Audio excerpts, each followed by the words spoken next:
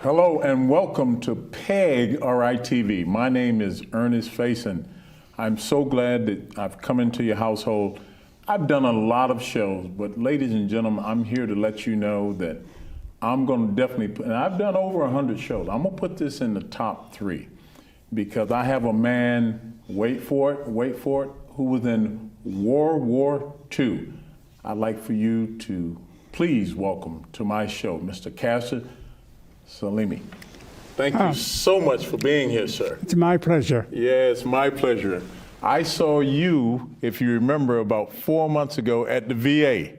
Yes. And you were so gracious with your time to actually take a picture with me. I said, I'm gonna come at him the right way, and you were so gracious with your time, albeit who would have known 3 months later that you'd be on the Ernest Faison show. I would never have guessed. I wouldn't have either. And had I not come to the Italian-American dinner with John, Yes. that would have never have happened. So I want to give a shout out to Paulie and thank him so much for allowing me to be here. Won't you tell the people under the sound of my voice just a little bit about your backstory that you want them to know? Well, my name is Caster Salemi. I came from immigrant parents who came from Sicily, and I was born in Manhattan, in New York, in June 14th, 1922. Wow. Which, in June of this year, will make me 104 years old. 104. My God. It's been, lived a normal life as a child, and during the Depression, of course, we lived, my parents had a little grocery store in Woodside, New York, and the Depression was so bad that the business was, we didn't make any profit, and we actually lived off the stock we had in the store. And then I took a test to get to Brooklyn Tech High School, and that's where I went to high school. And then I became, I was at a basketball game, and when the Japanese dropped the atomic bomb. Right, and we'll get into that. Save that for him. I want to say this. You're watching PEG RITV, the Ernest Faison Show. I've really stepped in at this time. I have a World War II veteran, 103 years young. He goes by the name of Caster. He has been so gracious with his time. He and his daughter here, Carol. It was Carol. She don't want to be on camera, and I respect that. But it was Carol who put this wonderful meeting together. I consider this to be one of the highlights, Caster. I've been doing this show for over 8 years. I consider you being on this show to be one of the highlights of my hosting career. And you can speak to this better than me. We do know that freedom is not free. No, that is not. No, sir. And we know that Arlington, that actually shouldn't even be there because we got in some stuff that we shouldn't have been in. But that's of a different show. So I'm just going to read just a couple of your highlights from your military career. Army vet, you went in January 1943 and served from 1943 to 1946. Yes. Yeah. Like you said, you're from New York City. You trained in Paris, Texas? Paris, Texas. Yeah, when I looked at that, because your daughter sent me some bullet points on you, I said, Paris, France? No, Paris, Texas. And then you went to the South Pacific. Yes. What was that like? Well, we got on a troop ship in California, and we went straight across the Pacific. It took 31 days before we saw land again. Wow. And we went across the Pacific unescorted, which was very unusual, because we were still at war. And when we arrived in New Guinea, Papua New Guinea, man. Papua New Guinea, and Finchhofen was the name of the area, and we had to use whatever materials we had to cut the grass down, which is like, it was kunai grass, which was about 4 or 5 feet high. Oh, wow. Cut it with whatever materials we had. I had knives and hatchets and whatever, and we put up a camp. And there we trained for almost we had very few skirmishes with the Japanese at that point. Mm-hmm. The Australians were taken over, and the Japanese had moved further west into Dutch New Guinea. Yeah. So what was the climate like? It had to be very, very hot. You told me the story about this is the family show, so we don't really mind you telling us about how it was so humid. It was women. Very humid. You were saying about the women. Yes. The natives were all, the men wore just a little breechcloth, and the women were all bare-breasted. And the reason was that whenever they covered themselves, they became infected with fungus under their breasts. And so they had to let the air get through there so it could circulate. Well, it also applied to the GIs, because most of the GIs got fungus on their feet or their hands and other areas that didn't get enough ventilation. Right. You know, it's such a blessing to be talking to you, me being a veteran, young whippersnapper, first of all, who can hold a candle to all of these medals and things which you've been a part of. But like Paul, my camera guy, said, this is truly, truly an honor. And I know some of the things that we will be showing the people on the sound of my voice. I know the Smithsonian Institute would love to get their hands on them, but of course, you'll keep these with the family. Yes. Absolutely, and rightfully so. Papua New Guinea, because I was down in Australia, they celebrate cannibalism. So I don't know that I feel too comfortable going down. They may. I have no idea. Yeah, and you didn't want to have no idea. We saw very few of them, and they were very short. They were no more than about 4.5 feet at the most. Yep. And we used to call them. I forget what we called them, but boy, they were very active. They could climb trees with their bare feet and hands. Yeah, oh yeah, island people. You know, as I sit here, it has dawned upon me that your recollection, your cognitive properties, and how being 103 years young and spry, I might add, man still walks by himself, and he does have a walker, but he doesn't really need it. Just for you to be able to recollect all of these things at this advanced age, it is truly a blessing, and I'm marveling at how you're able to actually make that become reality, you know? My thought on that was you got to keep active. If you don't use it, you lose it. You lose it. And I heard I'm the very man. Active. Yes, you are. I belong to the American Legion, the VFW. This is a DAV uniform that I have on. Right. And the Italian American Veterans Which is where I saw you, yeah. Which is where I met you at. Yeah, that's amazing. So you went to the South Pacific and Papua New Guinea, and then in 1945 to 1944 to 45, you were in Luzon. Luzon, yes. Like I said, we trained in New Guinea, and then we made the initial landing on Luzon on a tremendous group of ships made the landing.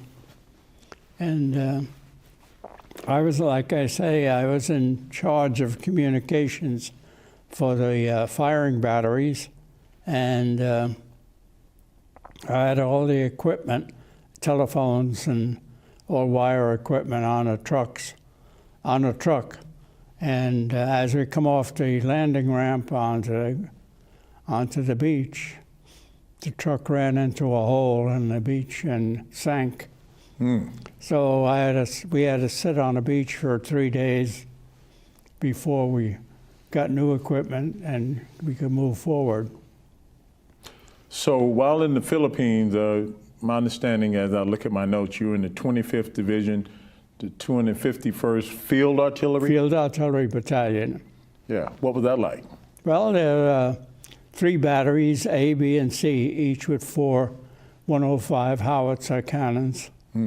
And we have a service battery and a communications battery. And radios did not work in the jungle. They just wouldn't travel far with their message. So we had to hardwire the telephones everywhere. Okay. And that was part of my job. Yeah. And I also had to be next to the captain to give him any information that he needed. Right. Did you think, and how long did you serve? 3 years? 3 years. Yeah. If you had to do it all over again, Castor, would you? Oh, absolutely. Moving backward a little bit, when we were first inducted into the Army, we went to Paris, Texas, and out of the group that went, 9 were New Yorkers, and we joined, and when we landed in Paris, Texas, we joined up with the rest of the battery of inductees, and they were from Georgia, Tennessee, Alabama, Florida. Most of them couldn't read or write. Some of them didn't wear shoes. So one of the things we learned is that you learned how to live with people of all types. And we had to write for them and read their letters. And they watched our back and we watched theirs. And that was the one thing I thought that everybody should learn. And it was sad when at the end of the war, we all used to get together at the end of the war, meet at bars or wherever, just to talk to another veteran. Right. Nice. You're watching PEG RITV, the Ernest Faison Show. Thank you, Lord, for blessing me to have this wonderful gentleman of 103 years old, Mr. Castor Salemi. He is a World War II veteran, ladies and gentlemen, 103 years young. What is it, June 14th, excuse me, you'll be 104. Yes. Yeah, young. And I just want to now kind of bring up some of the medals that you received: the Liberation Medal, the Good Conduct Medal, the New York State Defense of Liberty Ribbon, the Presidential Unit Citation Badge, and World War II Victory Medal. Yes. Yeah, among other. I'm sure your uniform, could you walk around with all that all that brass on? What rank did you get out as? As Sergeant T4. That type does not exist any longer. Mm-hmm. So whenever I fill out paperwork, I have to put T4. Okay. Yeah. Sergeant T4. When your lovely daughter there, when she was giving me all these backstories about you, I looked at, because I'm ex-military as well, as T4, that had to be an obsolete type thing there. When you look at the military now, the mindset and where we're going and what we're involved in right now in the Middle East, it's a mess. It is a mess. Yes, sir. And I don't do politics and I don't do religion, but I will say that when you start to be over in the Middle East like that, you start talking about holy wars, and those people, they'll go to the end. What is your thought on us being over there? But I don't think we should be there to begin with. I think there should be some way to get along with people, learn how. Right. We did it, learning how to deal with people from the South, and I have friends all over that of all kinds. And I think that's what we should be able to do. But destroying cities makes no sense to me. Would you agree that, yes, I agree with you. And we all should be able to get along, because I'm part of the largest race in the world. It's called the human race. Yes. I'm sure you feel the same way. Yes, Shake I your do. hand on that, you know what I mean? So honored to have this man on. I'm humbled to be in his presence, first of all, let me just say that. So Trump is saying that we had to do this because Iran is going to have this nuclear weapon, and we know about the Ayatollah Khomeini and all what was going on. Even Simon Rushdie with the book, Satanic Verses, would be the reference. And if not now, then when? What do you say to that? And knowing that if these people get this nuclear weapon, that they're going to point it directly at us. My personal feeling is that anybody with any sense would never use a nuclear weapon again, because I felt what was happening in Japan. Yeah, Hiroshima and Nagasaki. And yes, and even wars, because I remember at the end of a battle in the Philippines, we were assigned to collect all the Japanese dead and put them in a burial area. And we were told not to mutilate any of the bodies, and we did not. But we were allowed to look through their pockets for any information we might get. And I went through the pockets of one Japanese, and and I pulled out a picture of a family. He with his mother and father and children. It took a piece out of me. Yeah, he's a human being just like you with a family. Yep. I get that. I'm going to shift gears just for a moment, because they're in 1945, 1940, 41. I got to thinking, first of all, I wasn't even born. And I got to thinking, what was America like? And I came up with a few questions, like we'll start with like music, as it were. And, you had the big bands. Yeah. And Boogie Woogie Woogie, Bugle Boy. Yeah. Yeah, it makes you smile. I still have a collection of that music. Is that right? Yes. So the fact that I was able to make you smile on that, the Andrews Sisters. Yes. Glenn Miller, big band. Bing Crosby, Frank Sinatra, Dinah Shore. Yeah. I would not know anything about this, but obviously I had to go to history books. And was that a grand old time for you as you were growing up and these type things like this? I'm trying to I remember get a feel for it. Coming out of high school, I'd grab the subway and go to New York City to the Paramount Theater and see Frank Sinatra sing on stage. And I thought that was great. 25 cents, you saw a double feature on the stage show. Wow, that is something. And then I got to thinking about athletes too. And a couple of these guys had to go serve because they got drafted. Joe DiMaggio. Yeah. Who played with the Yankees. And Ted Williams. Yeah. Who played with the Red Sox. I never did get to a baseball game in Brooklyn or the Yankee Stadium. Because after all, I was a child of parents who had a little business trying to stay alive.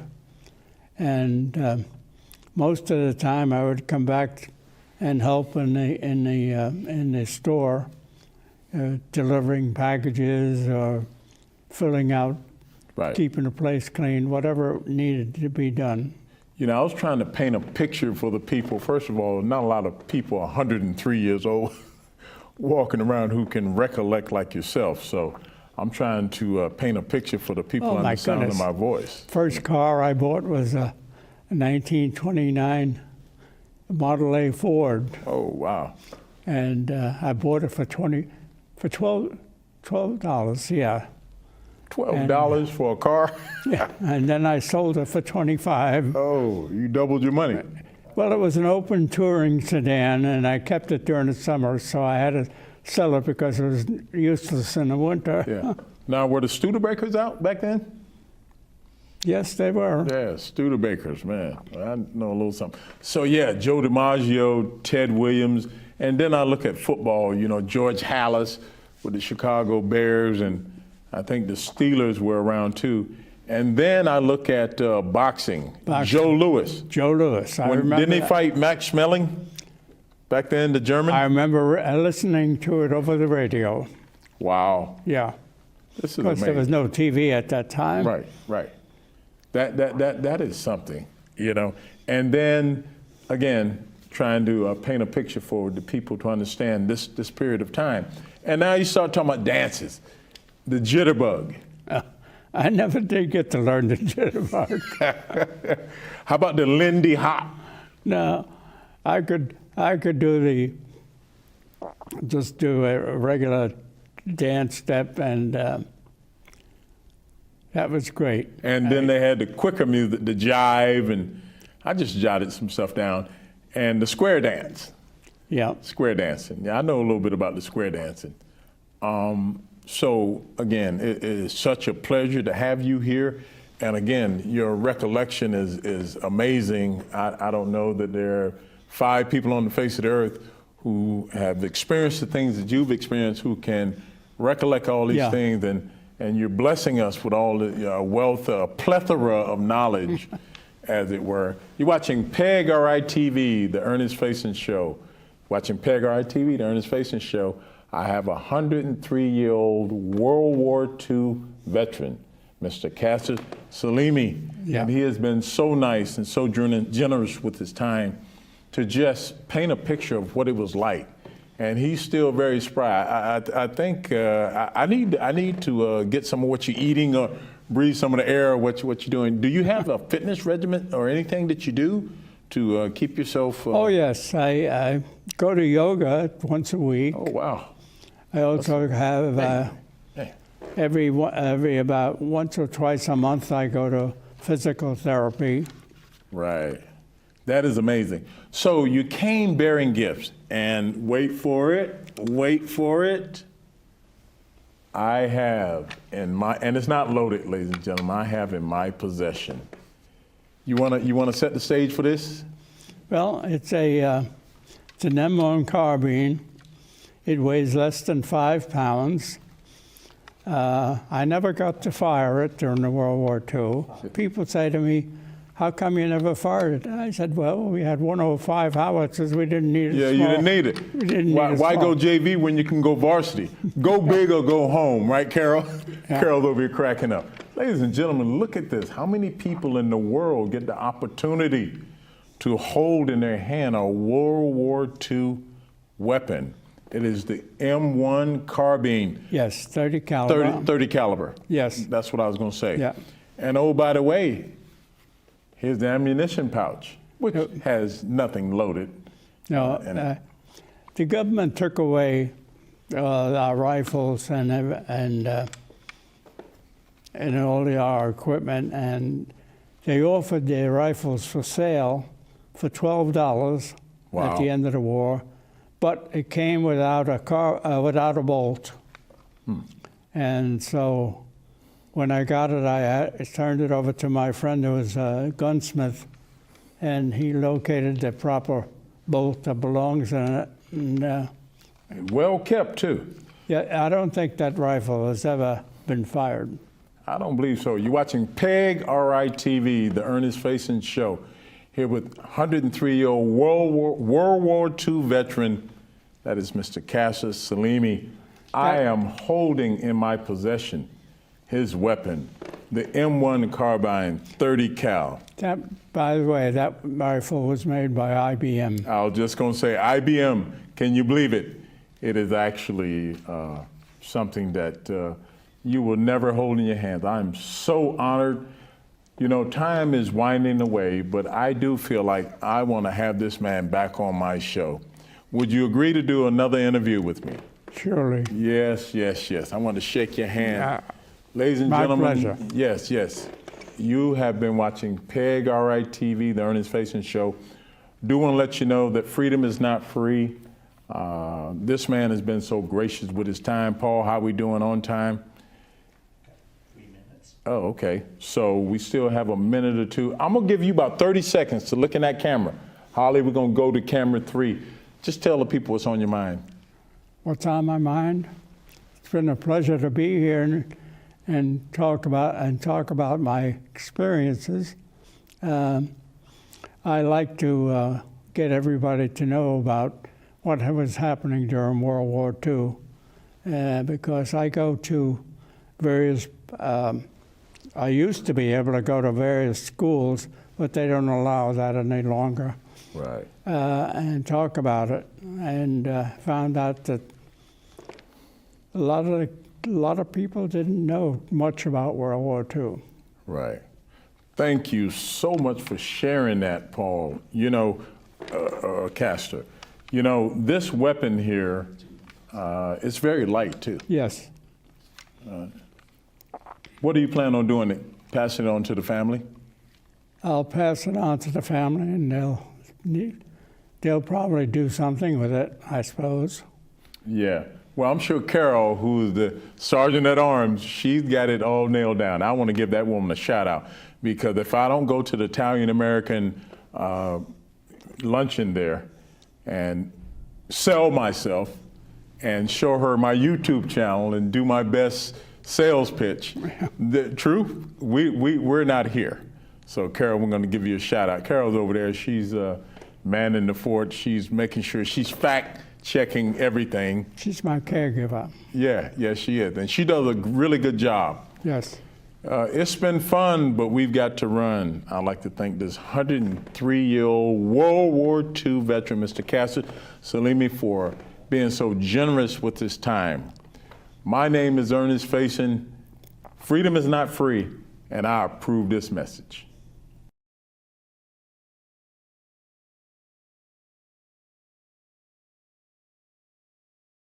Bling, bling, bling, bling, bling, bling, bling. See the Rastaman do his thing. You see that bling, bling, bling, bling, bling, bling, bling. Hey, laddie man. Some people have golden diamond rings, driving around with spinning rims, walking down the street in fancy things, but they really don't know anything. They just got bling,